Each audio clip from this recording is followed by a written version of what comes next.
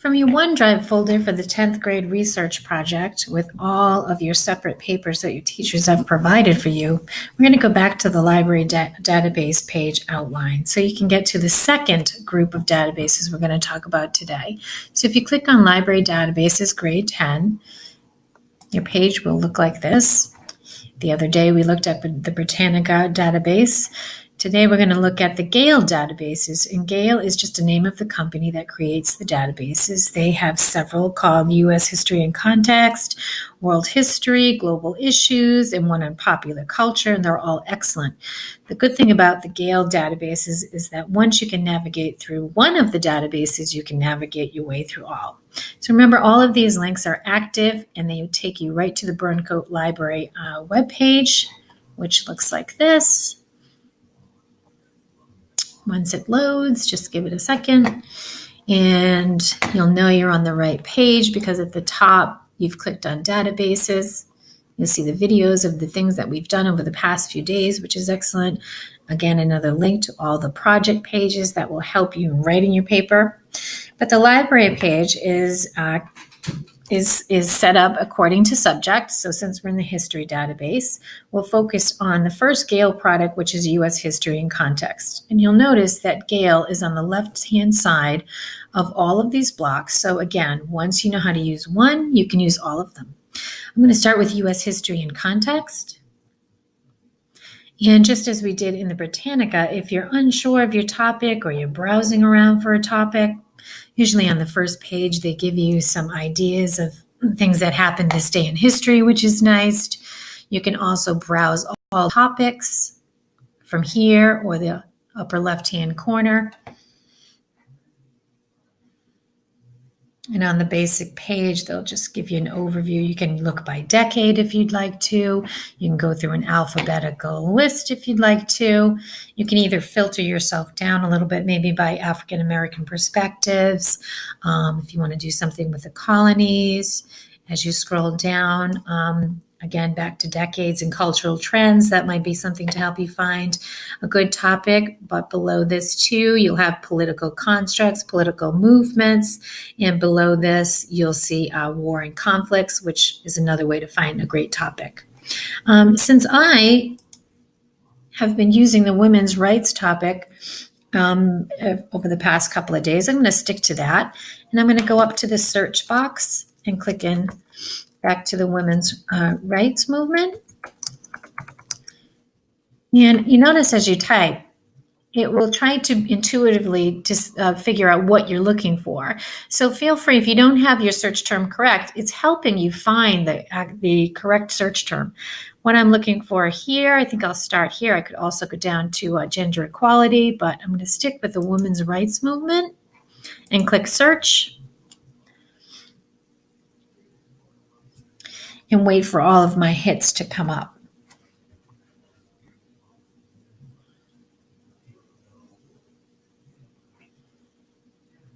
Okay, so the first thing that you'll find with the Gale databases is that the first thing you'll get is called featured content.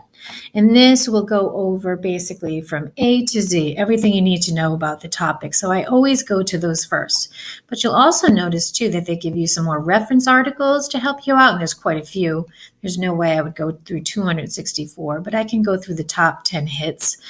Biographies, so anyone who is related to that topic, I can study them. They will also lead you to primary sources. You can watch some videos, look at images, some audio, magazine articles. So they're all different types of related media. I'm definitely going to start here with my featured content as I don't know anything about my topic and I'm starting from the beginning and I can take some notes on it. And again, it breaks it down further into boxes of the featured content. It tells you where it came from. It tells you the year. It tells you how long the article is. So it's very, very helpful.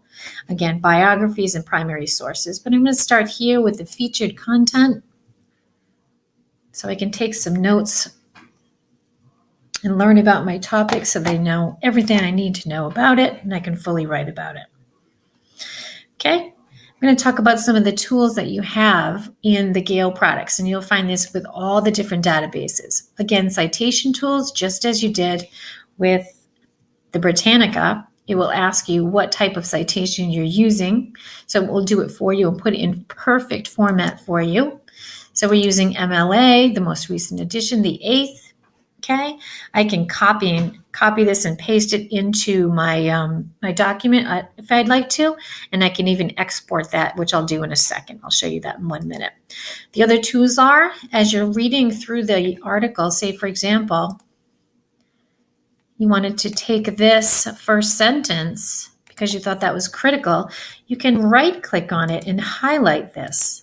Okay, so as you go along, you can highlight different quotations, different sentences that you'd like to put into your paper or maybe later on in paraphrase. And every time you highlight, your highlights and your notes will be saved. Okay, you can, of course, print this, email it out. You can download a copy and you can save it to my folder. You can also translate these articles into any different language. So if English is not your first language, you can translate them. And as you see at the top, you can always listen to the article. You can change the font size. So if you're having difficult reading at a 12 font, you can increase that. Okay. I highly recommend signing in up at the top to save your articles either with your Google account or with your Office 365. And I'm already signed in with my Office 365 account. I just put in my email address and not my password, and I agreed to allow Gale to merge with my Office 365.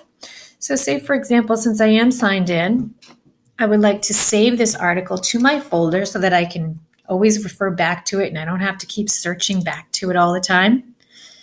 I've saved it to my folder. I've done some highlighting as well, okay, and all that is saved. When you click up here on the More tab,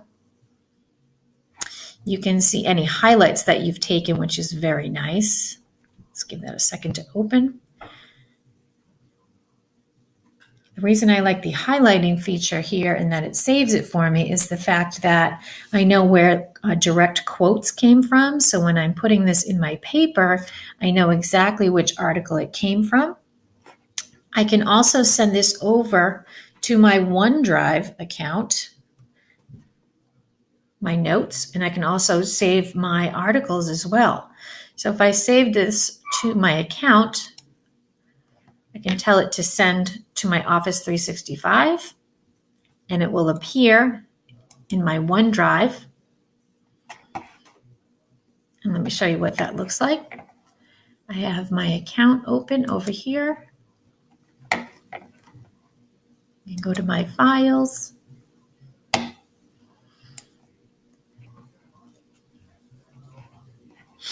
And as I scroll down, it actually creates a folder for me from the U.S. History and Context folder with all of my articles. Here it is. Okay, you can open that up. And since I merged my two accounts together, my articles are here. My citation is here. So say, for example, here's my woman's right article that I saved. I don't have to go back to find it again. It's all right there. Eventually. Okay, so there's my article. I have it. I go back to my folder. I can even see my highlighted pieces with all my quotes. That's in my Office 365 account, so I don't have to go back to search it. Everything I have is there. Okay, and it's telling me the article. It gives me the exact quote, and so great, I can highlight this because it's already in MLA format and put that on my Works Cited page. So it's very nice how all of these features of Gale can connect to my Office 365 account.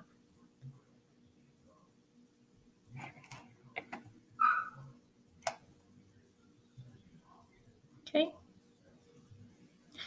So again, once you know how to use one of the Gale databases, you can use all of them.